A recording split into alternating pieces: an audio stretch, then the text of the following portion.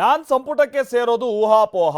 2 ವರ್ಷಗಳಿಂದ ಇಂಥ ಊಹಾಪೋಹ ನಡೀತಾ ಇದೆ ಅಂತ ಬಿಕೆ ಹರಿಪ್ರಸಾದ್ ಹೇಳಿದ್ದಾರೆ. ಮೀನ್ ಟೈಮ್ ಹೈಕಮಾಂಡ್ ಭೇಟಿ ಆಗ್ತಾ ಇದ್ದಾರೆ ಬಿಕೆ ಹರಿಪ್ರಸಾದ್ ಅನ್ನೋದು ಗೊತ್ತಾಗ್ತಾ ಇದೆ. ಹರಿಪ್ರಸಾದ್ ಕ್ಯಾಬಿನೆಟ್ಗೆ ಎಂಟ್ರಿ ಆಗುವಂತ ಸಾಧ್ಯತೆ ಕಂಡು ಬರ್ತಾ ಇದೆ. ಯಾಕೆ ಅಂತಂದ್ರೆ ಬಿಕೆ ಹರಿಪ್ರಸಾದ್ ಅವರನ್ನ ದೆಹಲಿಗೆ ಬನ್ನಿ ಅಂತೇಳಿ ಬುಲಾವ್ ಬಂದಿದೆ ಹೈಕಮಾಂಡ್ ಕಡೆಯಿಂದ ಅನ್ನುವಂಥದ್ದು ಗೊತ್ತಾಗ್ತಾ ಇದೆ.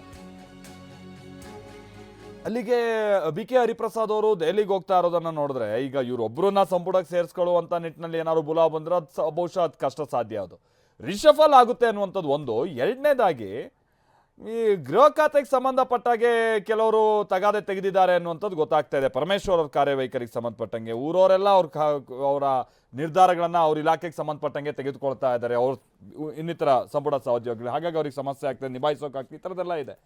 ಇವರಿಗೇನಾದ್ರು ಸಿಕ್ಬಿಡುತ್ತಾ ಅನ್ನುವಂಥದ್ದು ಇದೆಯಲ್ಲ, ಅದಕ್ಕೇನಾದ್ರು ಊಹಾಪೋಹಕ್ಕೆ ಪುಷ್ಟಿ ಕೊಡುವ ಸಂಗತಿನ ಇದು. ಬಿಕೆ ಹರಿಪ್ರಸಾದ್ ಏನು ಮಾತನಾಡ್ಯಾರ ಬನ್ನಿ ಕೇಳೋಣ.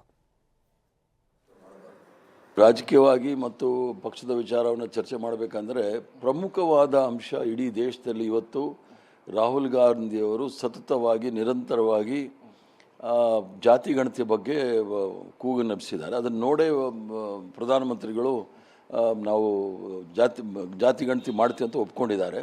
ಈಗಾಗಲೇ ಕಾಂಗ್ರೆಸ್ ಪಕ್ಷದ ರಾಜ್ಯ ಅಧಿಕಾರ ಇರ್ತಕ್ಕಂಥ ತೆಲಂಗಾಣದಲ್ಲಿ ಮಾಡಿದ್ದಾರೆ, ಕರ್ನಾಟಕದಲ್ಲಿ ಮಾಡಬೇಕು.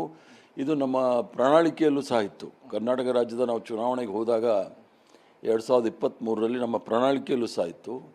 ಅದು ಚರ್ಚೆ ಆಗುತ್ತೆ ಅನ್ನೋ ನಂಬಿಕೆ ನನಗಿದೆ. ರಾಜಕೀಯವಾಗಿ ಮತ್ತು ಪಕ್ಷದ ವಿಚಾರ